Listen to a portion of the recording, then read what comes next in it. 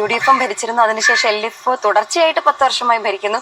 എന്നിട്ടും ഇത്ര നാളായിട്ടും നമ്മുടെ നാട് ആവശ്യപ്പെടുന്ന വികസനം കിട്ടിയിട്ടില്ല. അത് നമ്മളിപ്പോ ഇതിനോടകം ഒരുപാട് കുമരകം തൊട്ട് ഏറ്റുമാനൂർ വരെ ഒരുപാട് ആളുകളുടെ ജനങ്ങളുടെ അടുത്ത് നിന്ന് സംസാരിച്ചു. കുമരകം മുതൽ ഏറ്റുമാനൂർ വരെ BJP സ്ഥാനാർത്ഥിയെ 2020 BJP സ്ഥാനാർത്ഥിയായിട്ട് മത്സരിക്കുന്ന ആതിര D നായർ എന്ന് പറയുന്ന ഈ ഒരു പെൺകുട്ടിക്ക് കുമരകം മുതൽ ഏറ്റുമാനൂർ വരെ മാത്രം സഞ്ചരിച്ചപ്പോൾ അവർക്ക് മനസ്സിലായ ഏറ്റവും പ്രധാനപ്പെട്ട കാര്യം കേരളം ആവശ്യപ്പെടുന്ന ഒരു വികസനം കേരളത്തിൽ സംഭവിച്ചിട്ടില്ല എന്നാണ്. ഇവർ BJPക്ക് വേണ്ടിയിട്ട് മത്സരിക്കുന്ന ഒരു പെൺകുട്ടിയാണ് കേട്ടോ. എന്തോ യൂട്യൂബറോ സോഷ്യൽ മീഡിയ ഇൻഫ്ലുവൻസറോ അങ്ങനെ എന്തൊക്കെയാണ് ആയമ. ഏറെ കാലമായിട്ട് ഈ സോഷ്യൽ മീഡിയയിലൂടെ മാത്രമാണ് പുറമേയുള്ള ലോകത്തെ കണ്ടതെന്ന് തോന്നുന്നുണ്ട്. അങ്ങനെയാണെങ്കിൽ അല്പസ്വല്പമൊക്കെ വിവരം ഉണ്ടാവുന്നതാണ്. പക്ഷെ BJPക്ക് അറിയാണ് കേട്ടോ, വിവരം ഉണ്ടാവണമെന്ന്, അല്ലെങ്കിൽ ഇത്തരം കുലസ്ത്രീകൾക്കൊക്കെ ഒരല്പസ്വല്പമെങ്കിലും വിവരം ഉണ്ടാവണമെന്ന് നമ്മളൊക്കെ ശടിച്ചു കഴിഞ്ഞാൽ അത് നമ്മളുടെ തെറ്റാണ് എന്ന് ഞാൻ ആദ്യം പറഞ്ഞുകൊള്ളുന്നു. ഇവർ പറയുന്ന കാര്യം നമുക്കൊന്ന് നോക്കാം, ഒന്ന് പരിശോധിച്ച് നോക്കാം. ഇവർ പറയുന്നത് കേരളം ആവശ്യപ്പെടുന്ന ഒരു വികസനം നമ്മുടെ കേരളത്തിൽ ഇല്ല എന്നാണ്. എന്താണ് കേരളം എടുത്താണ് മാറ്റി വയ്ക്കൂ. ഒരു പ്രദേശം അല്ലെങ്കിൽ ഒരു നാട്, ഒരു സംസ്ഥാനം എന്തൊക്കെ വികസനമാണ് ആവശ്യപ്പെടുക? ഒന്ന്, താമസിക്കാൻ വീടുകള്. രണ്ട്, നല്ല വിദ്യാഭ്യാസം കുട്ടികൾക്ക്, നല്ല വസ്ത്രം കിട്ടണം, നല്ല ഭക്ഷണം കിട്ടണം, വേണ്ടേ? ഒരു നല്ല ജോലി കിട്ടണം, പിന്നെ സമാധാനപരമായിട്ടുള്ള ജീവിതം കിട്ടണം. ഈ മതപരമായും ജാതീയപരമായിട്ടും ഭക്ഷണത്തിന്റെ പേരും മറ്റും തല്ലും പിടിയൊന്നും ഇല്ലാത്ത ഒരു സമാധാനപരമായിട്ടുള്ള ജീവിതം കിട്ടണം. ഇതെല്ലാം ആഗ്രഹിക്കുന്നത്. എന്റെ പൊന്നു കുട്ടിയെ, താനിപ്പോ സഞ്ചരിച്ചുകൊണ്ടിരിക്കുന്ന റോഡില് ഈ പിണറായി വിജയൻ കാലഘട്ടത്തിലാണ് ഉണ്ടായത്. നിങ്ങളെ നേതാവായിട്ടുള്ള സുരേന്ദ്രൻ പറഞ്ഞത് ഈ ഹൈവേ ഒക്കെ പണി തീർക്കാൻ പിണറായി വിജയന് കഴിഞ്ഞാൽ മൂപ്പരെ സമ്മതിക്കാന്നാ. അപ്പൊ സുരേന്ദ്രൻജി സമ്മതിച്ചു കഴിഞ്ഞ ഒരു നേതാവ് കൂടിയാണ് പിണറായി വിജയൻ എന്ന് താങ്കളൊക്കെ ഒന്ന് മനസ്സിലാക്കുക. പിന്നെ സോഷ്യൽ മീഡിയയിൽ മാത്രം ഉണ്ടായിരുന്ന കുട്ടിയുടെ ഒരു വലിയ പ്രോബ്ലം, കുട്ടി പണ്ട് പഠിച്ച സ്കൂളിലേക്കൊക്കെ ഒന്ന് പോയേക്കണം. ഇപ്പൊ എന്തൊക്കെ മാറ്റങ്ങളാണ് സ്കൂളിൽ സംഭവിച്ചെന്ന് മനസ്സിലാക്കണം. എന്റെ കുട്ടി മനസ്സിലാക്കേണ്ടത് ഇവിടുത്തെ അമ്പലങ്ങളല്ല വികസിക്കേണ്ടത്. കുട്ടി ചിലപ്പോൾ ഇവിടുത്തെ അമ്പലങ്ങളുടെ വികസനവും പ്രശ്നമായിട്ട് എടുക്കേണ്ടാവുക. അമ്പലങ്ങളും ഗംഭീര വികസനമാണ്, ഒരു സംശയമില്ല. ശബരിമലക്ക് ഗംഭീര വികസനമാണെന്നേ. അപാരമായ പണം അവിടെ കുമിഞ്ഞു കൂടുന്നുണ്ട്. ആ കുമിഞ്ഞു കൂടുന്ന പണം കൊണ്ടാണ് താഴേക്കിടയിലുള്ള കുറെ ക്ഷേത്രങ്ങളിൽ A ക്ലാസ്സിലും B ക്ലാസ്സിലും C ക്ലാസ്സിലും D ക്ലാസ്സിലും വരുന്ന ക്ഷേത്രങ്ങളിലെ നമ്പൂരിമാർക്കും കഴകന്മാർക്കും അവിടെ മറ്റു ജോലികൾ ചെയ്യുന്ന ആളുകൾക്കൊക്കെ ശമ്പളം കിട്ടുന്നത് അവിടെ ആ ഒരു ശബരിമലയിൽ വീഴുന്ന പണം കൊണ്ടാണെന്നൊക്കെ മനസ്സിലാക്കുക. അപ്പൊ അവിടെ പണം വീഴാതിരുന്നു കഴിഞ്ഞാൽ ഇപ്പുറത്ത് പല നമ്പൂതിരിമാരുടെയും അന്നം മുട്ടുമെന്നുകൂടി മനസ്സിലാക്കുക. സംഗതി അവിടെ വയ്ക്കുക. ഞാൻ വേറെ കാര്യമാണ് പറയാൻ പോകുന്നത്. കുട്ടി പറയുന്നത് കേരളം ആവശ്യപ്പെടുന്ന വികസനമായിട്ടുള്ള വിദ്യാഭ്യാസം കേരളത്തിൽ അതിഗംഭീരമായിട്ട് സംഭവിക്കുന്നുണ്ട്. IT-യുടെ ഏറ്റവും ഗംഭീരമായിട്ടുള്ള പാർക്കുകൾ, AI കുറിച്ചിട്ടുള്ള ഏറ്റവും പുതിയ പഠന കേന്ദ്രങ്ങളൊക്കെ തുടങ്ങിയത് ഇന്ത്യയിൽ ആദ്യമായിട്ട് നമ്മുടെ കേരളത്തിലാണ് എന്ന് കൂടി കുട്ടി മറന്നു പോകരുത്. ചിലപ്പോൾ വിദ്യാഭ്യാസം ഇല്ലാത്തതൊക്കെ മറന്നുപോയിണ്ടായിരിക്കും. മറന്നുപോയതല്ല, ഇത് അറിയുകയും ചെയ്തിട്ടുണ്ടായിരിക്കും. നിങ്ങൾ മാത്രം ഫോളോ ചെയ്യുന്ന ചില വാട്സപ്പ് യൂണിവേഴ്സിറ്റികളുണ്ട്. അവിടെ വരുന്ന വാർത്തകൾ മാത്രം വിശ്വസിച്ച് ഇറങ്ങിക്കഴിഞ്ഞാല് വല്ല കുഴിയിലും പോയിട്ട് കുട്ടി ചാടേണ്ടി വരുമെന്നാണ് പറഞ്ഞു. ഇനിയിപ്പൊ ഞാനിങ്ങനെ പറയുന്നുണ്ട്, കുട്ടിക്ക് വല്ല പ്രശ്നം ഉണ്ടെങ്കിൽ ഞാൻ ഒരാളെ കാണിച്ചു തരാം. കുട്ടിയെ വിഷമിക്കല്ലേ, കാണിച്ചു തരാന്നേ. അപ്പൊ ഞാൻ ഒരാളെ കാണിച്ചു തരാം. ഇതാണ് ആള്. സർക്കാർ ഒടുവിലത്തെ സമയത്ത് ഞാനിങ്ങനെ ഇതാണ് ആളെന്ന് പറയുന്നത്. ഇദ്ദേഹത്തെ ചിലപ്പോ കുട്ടിക്ക് പരിചയം ഉണ്ടാവില്ല. നമ്മൾ ഈ സോഷ്യൽ മീഡിയ റീലും കണ്ട് കുത്തിരിക്കല്ലായിരുന്നു എത്ര കാലം. അപ്പോ ഇയാളുടെ പേര് സ്വരാജ്, M സ്വരാജ് എന്ന് പറയും. CPM-കാരനാണ് എന്ന് വിചാരിച്ച് തള്ളിക്കളയണ്ട. നല്ല വിവരമുള്ള ഒരു മനുഷ്യനാ കേട്ടാ. നിങ്ങൾക്ക് CPM-മാരെ ഇഷ്ടമല്ല എന്നുള്ളതാണ് ഞാൻ തള്ളിക്കളയണ്ടെന്ന് പറഞ്ഞത്. അസര വിവരമുണ്ട്. കുട്ടിക്ക് ചിലപ്പോൾ മുട്ടിയാൽ ചിലപ്പോൾ നിൽക്കാൻ പറ്റിയെന്ന് വരില്ല. എന്തായാലും ഇദ്ദേഹത്തിന്റെ വർത്തമാനം കേട്ട് കഴിഞ്ഞാൽ ഇത്ര കാലം കഴിഞ്ഞ 10 വർഷം മിനിമം, കഴിഞ്ഞ 10 വർഷം മാത്രം UDF വിട്ടേക്കുക, കഴിഞ്ഞ 10 വർഷം മാത്രം എന്തൊക്കെ വികസനങ്ങളാണ് കേരളത്തിൽ നടന്നതെന്ന് ഒന്ന് കുട്ടിക്ക് മനസ്സിലാക്കാൻ സാധിക്കും. റിപ്പോർട്ടിൽ പറഞ്ഞത് അടിയന്തരമായി 40% സ്കൂൾ പൂട്ടണമെന്നായിരുന്നു. സർക്കാർ സ്കൂൾ, ഒറ്റ സ്കൂൾ പൂട്ടിയില്ല എന്നതാണ് ഞങ്ങളുടെ നേട്ടം. പരീക്ഷക്കാലത്ത് പോലും പാഠപുസ്തകം കൊടുക്കാത്ത നിങ്ങളുടെ കാലത്തിൽ നിന്നും ഓണം നേരത്തെ വന്നുവെന്ന് പറഞ്ഞ മന്ത്രിയുടെ വങ്കത്തരങ്ങളിൽ നിന്നും സ്കൂൾ പൂട്ടുന്നതിന് മുൻപേ അടുത്ത കൊല്ലത്തെ പാഠപുസ്തകം കൊടുക്കുന്നതിലേക്ക് മാറിയതാണ് ഞങ്ങളുടെ നേട്ടം. ശിശുമരണ നിരക്കിൽ അമേരിക്കയെ കടത്തി വെട്ടിയതാണ് ഞങ്ങളുടെ നേട്ടം. ജില്ലാ ആശുപത്രിയുടെ മുകളിൽ മെഡിക്കൽ കോളേജ് എന്ന് ബോർഡ് എഴുതി വെച്ച് തടി കൈച്ചലാക്കിയ സ്ഥാനത്ത് ഇപ്പൊ പത്തനംതിട്ടയിലും അതുപോലെ ഇടുക്കിയിലും വയനാട്ടിലും കാസർഗോഡിലും സർക്കാർ മെഡിക്കൽ കോളേജുകൾക്ക് ഇതൊന്നും കുട്ടി കണ്ടില്ലാണാവോ നേടിയതാണ് ഞങ്ങളുടെ നേട്ടം. ഇന്ത്യയിൽ ആദ്യമായിട്ട് 2000 രൂപ ക്ഷേമ പെൻഷൻ കൊടുത്തതാണ് ഞങ്ങളുടെ നേട്ടം. കുട്ടിയുടെ വീട്ടിൽ കിട്ടുന്നുണ്ടാവും. പെൻഷൻ എന്ന ചരിത്രത്തിലെ ആദ്യ ചുവടുവയ്പ് ഇന്ത്യയിൽ കേരളത്തിൽ തുടങ്ങിയതാണ് ഞങ്ങളുടെ നേട്ടം. അഭ്യസ്ത വിദ്യരായ യുവതീ യുവാക്കൾക്ക് പ്രതിമാസ സ്റ്റൈപ്പൻഡ് ഏർപ്പെടുത്തിയാണ് ഞങ്ങളുടെ നേട്ടം. ചിലപ്പോ കുട്ടി അത് വാങ്ങിച്ചിട്ടുണ്ടാവാൻ സാധ്യതയുണ്ട്.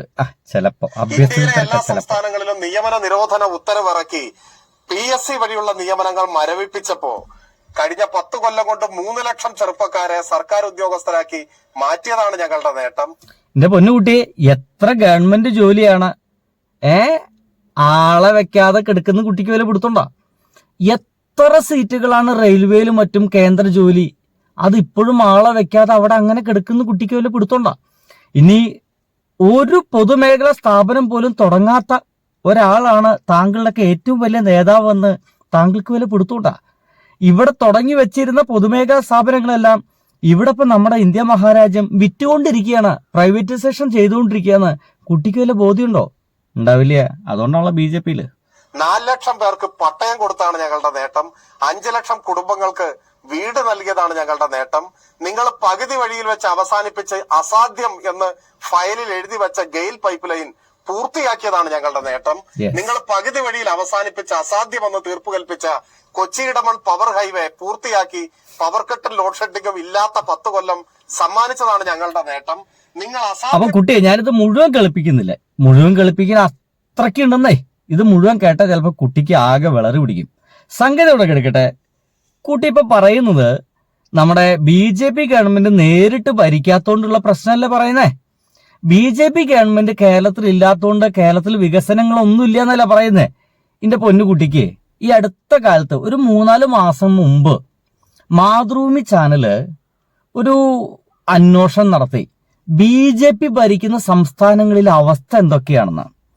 അന്വേഷണത്തിന്റെ ഭാഗമായിട്ട് കണ്ടെത്തിയ ഒരൊറ്റ സംസ്ഥാനം എടുക്കുന്നുള്ളൂ, ബീഹാർ. ഒരൊറ്റ സംസ്ഥാനം മാത്രമേ ഞാൻ കുട്ടിക്ക് കാണിച്ചു തരുന്നുള്ളൂ, ബീഹാർ.